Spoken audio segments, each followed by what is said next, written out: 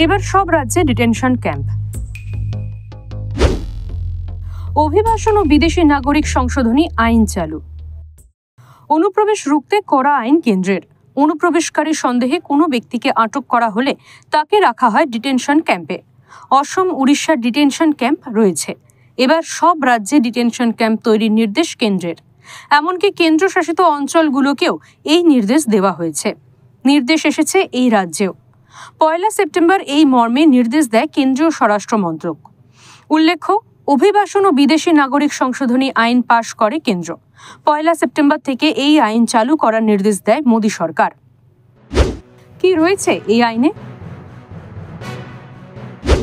এই আইনে বলা হয়েছে, যদি কাউকে অনুপ্রবেশকারী সন্দেহে আটক করা হয় তাহলে তাকে ফেরত পাঠানো পর্যন্ত ডিটেনশন ক্যাম্পে রাখতে পারবে সংশ্লিষ্ট রাজ্য সরকার। এমন জায়গায় রাখতে হবে যাতে আটক হওয়া অনুপ্রবেশকারীর ওপর নজরদারি চালানো যায়।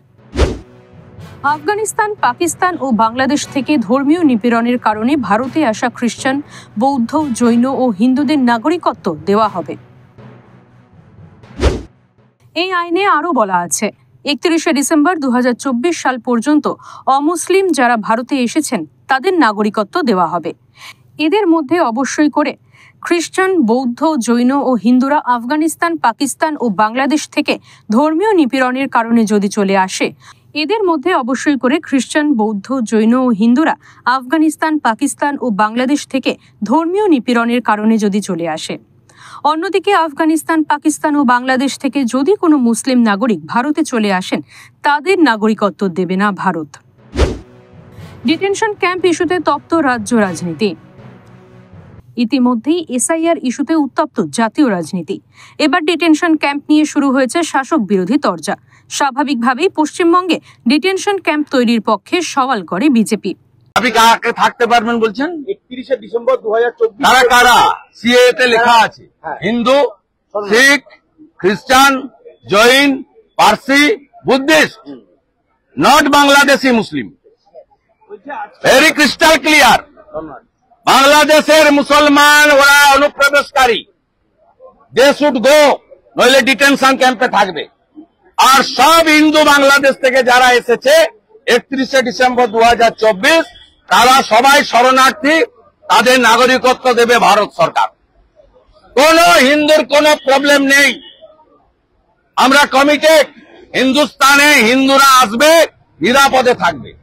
আর আজকে যে অর্ডার আমি দেখালাম আপনাদেরকে, কেন্দ্র সরকার যে গেজেট নোটিফিকেশন করেছে, সেই গেজেট নোটিফিকেশনে কি বলছে যে হ্যাঁ, আপনি 14 সালের মধ্যে আসতে পারেননি, 24 সালের মধ্যে এসছেন, আপনি ভারতবর্ষেই থাকবেন।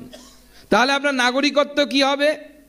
সিএতে আপাতত কোনো পরিবর্তন আসেনি, সেটা আপনি সিএতে অ্যাপ্লাই করতে পারবেন না। কিন্তু ভারতবর্ষের আইন বলছে, অর্থাৎ সিএ হওয়ার আগেও ভারতবর্ষের নাগরিক হওয়ার অন্য একটি আইন ছিল, সেটা এখনও প্রি এক্সিস্টিং আছে। উদাহরণস্বরূপ আপনারা সবাই চেনেন আদনান সামি, মুঝকো থোড়া লিফট করা দে, মনে আছে তো তার বিখ্যাত গান? সেই আদনান স্বামী এখন ভারতবর্ষের নাগরিক। তো সে তো সিএতে অ্যাপ্লাই করতে পারেনি, কারণ সে তো ধর্মে মুসলিম, সিএ তার জন্য অ্যাপ্লিকেবল নয়। তাহলে তিনি ভারতবর্ষের নাগরিক হয়েছেন কিভাবে? ভারতবর্ষের নাগরিকত্ব দেওয়ার আইন বলছে যে প্রসেস অফ ন্যাচারালাইজেশন, এর মাধ্যমে আপনি ভারতবর্ষের নাগরিক হতে পারেন। বাংলার কোথায় কোথায় ডিটেনশন ক্যাম্প? যদিও এই রাজ্যে ডিটেনশন ক্যাম্প হবে না বলে দাবি তৃণমূলের। রাজ্যে কি ডিটেনশন ক্যাম্প হবে? যতদিন মমতা ব্যানার্জি, অভিষেক ব্যানার্জি থাকবে, এই রাজ্যের বুকে এইসব অসভ্যতামি বরদাস্ত হবে না। কিন্তু কেন্দ্র স্বরাষ্ট্র দপ্তর নোটিশ দিই, স্বরাষ্ট্র দপ্তর নোটিশ দেবে, সেই নোটিশ এই রাজ্যের বুকে মান্যতা পাবে না। এই সরকার এনআরসি মানবে না। তাদের কর্ম কেড়ে নিয়ে ভাবছে এনআরসি চালু করবে, আর এনআরসি চালু করে সবার ভোটার অধিকার কেড়ে নেবে। আমরা বলছি, জীবন থাকতে কারো ভোটার অধিকার আমরা কাটতে দেব না। সারা ভারতবর্ষ থেকে 500টা টিম নিয়ে এসছে বিজেপি, বাড়ি বাড়ি সার্ভে করছে কার কার নাম বাদ দেওয়া যায়। সবাই যার নিজের নিজের এলাকায় লক্ষ্য রাখবেন, কেউ সার্ভে করতে আসলে কখনো নিজের ডিটেলস বলবেন না। আপনার ডিটেলস নিয়ে গিয়ে আপনার নাম কেটে বাদ দিয়ে দেবে, এটা মাথায় রাখবেন। ডিটেনশন ক্যাম্প নিয়ে মুখ খুলেছেন অধীর চৌধুরী।